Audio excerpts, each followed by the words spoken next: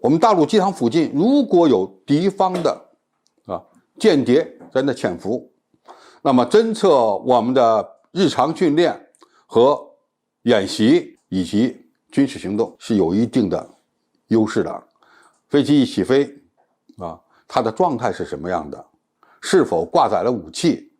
挂了什么样的导弹，可以说在起飞过程中呢一目了然，非常清楚。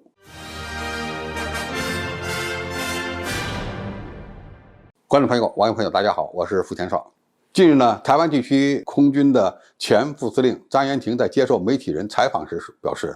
台军就算是发现了歼20，也不要去说，以后呢要出奇制胜。那么台军的侦察系统是否能够发现歼20呢？他提到这么几个方面的可能性。第一呢，他认为歼20的红外特征无法隐身。第二呢，相控阵雷达也能侦测到歼20的微弱信号，对比之后呢就能抓到。第三呢，台湾地区的间谍在大陆机场可以观察到歼20的起降。这3点应该引起我们的重视。首先呢，隐身战机的红外信号特征的大小确实是对未来的突防有影响，但是任何一款隐身战机，包括美国的 F-22、F-35，它的红外信号特征都是没办法隐蔽的，只不过呢是可以缩小，而不能够把它抹掉。那么在这样的一个情况下，就看对手是否有相应的探测手段来发现隐身战机的红外信息特征和它的相应信号了。那么台军目前的战斗机包括 F-16V、幻影2000都没有配备红外搜索跟踪系统。那么在空中双方迎头相对的时候，它通过什么样手段来看到我们的战机呢？应该说很难。而相反，中国的第3代战斗机、第4代战斗机都配备有相当先进的红外搜索跟踪系统，在100多公里左右就可以发现空中目标，而且是不打开机载雷达的情况下来做到这一点的而这个方面可以说这正好是台军的弱项，因为双方在迎头飞行的状态下呢，尾喷管是位于后方的，基本上如果你不靠先进的红外搜索跟踪系统，你很难发现它。那么另外一个发现隐身飞机的手段主要是靠雷达了。在这方面呢，我们要强调一点，就是所谓的隐身战机的雷达隐身能力的强弱表现在什么地方呢？表现在它的雷达反射截面。雷达反射截面越小，那么地面雷达和机载雷达探测到它的可能性呢就越低，发现它的距离呢就越近而不是说雷达根本就看不见隐身飞机。只不过呢是大部分的防空雷达和机载雷达探测隐身目标都会面临一个近视眼这么一个问题。当你看到对手的时候，可能已经被击落了，或者是已经被干掉了。隐身战斗机之所以特别强调雷达隐身能力主要是为了大幅的缩短对方的反应时间，从而呢在不知不觉的情况下就能构成突防和打击的这么样的效果。相控阵雷达可以说对隐身目标的探测能力相对来讲是比较高的，因为它能够集中能量对一些高度怀疑的区域呢进行长时间的搜索。那么发现目标以后呢也可能会构成连续跟踪这要看雷达的本身的性能了。那么这样的雷达可以说台军呢从美国进口了几部，有一定的能力，但是和中国大陆的有源相对雷达，包括舰载的、地面的和机载的有源相对雷达相比呢，应该说没有什么优势。对付一般的第3代战斗机而言相对雷达能力是很强的，但是对付隐身飞机依然会呢存在着比较大的弱点，需要综合采用各种各样的手段才有可能呢发现隐身目标，对不对？包括采用有源相对雷达、米波雷达、分米波雷达是吧？多基地雷达、无源雷达等综合手段。而在这些探测手段方面，中国大陆的雷达系统可以说目前处于世界领先水平，要和我们比雷达，恐怕台湾地区还差得远。当然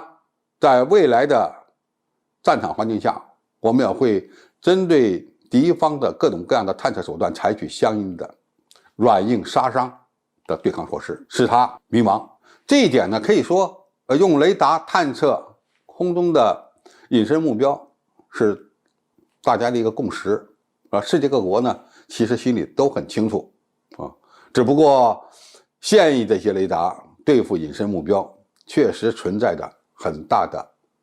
短板，存在着盲区，探测距离呢也相对来讲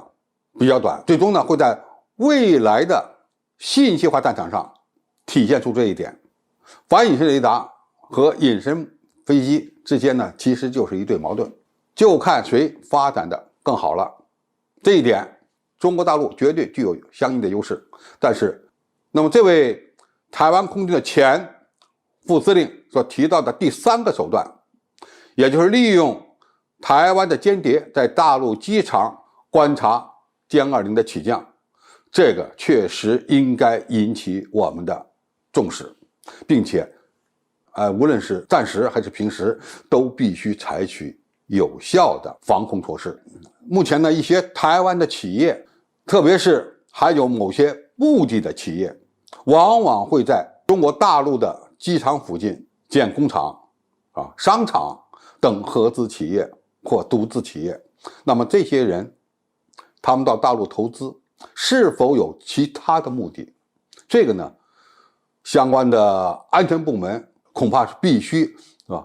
掌握的，并且对他们的活动要严密监视。因为这位台湾空军的前副司令所提到的这种情况不是不可能存在，而是很有可能会发生。我们大陆机场附近如果有敌方的间谍在那潜伏，那么侦测我们的日常训练和演习以及军事行动是有一定的优势的。飞机一起飞它的状态是什么样的，是否挂载了武器，挂了什么样的导弹，可以说在起飞过程中呢一目了然，非常清楚。那么通过简单的通讯手段，比如说全球联网的手机，就可以迅速的把这些消息呢传回去，这在战时会对我军的军事行动构成极大的威胁。因此无论是军队部门还是地方的国家安全部门，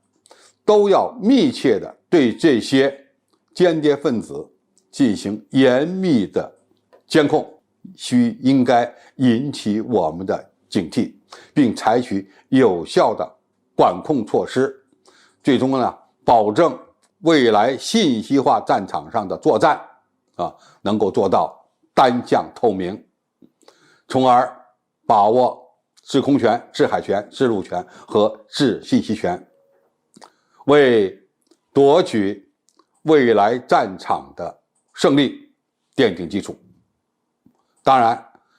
我们的日常训练，特别是以实战化为背景的训练，其目标不仅仅是针对台独分子，中美两军的主要担当是要保卫国家的整体安全，包括对域外国家，特别是那些怀有险恶用心的域外国家的军事行动，特别是在我们周边海域搞的这些活动，也需要严密的监控，从而保证我军能够在未来潜在的军事对抗行动中呢取得相应的优势。好，今天介绍就到这里，谢谢大家收看。好，我们下期再见。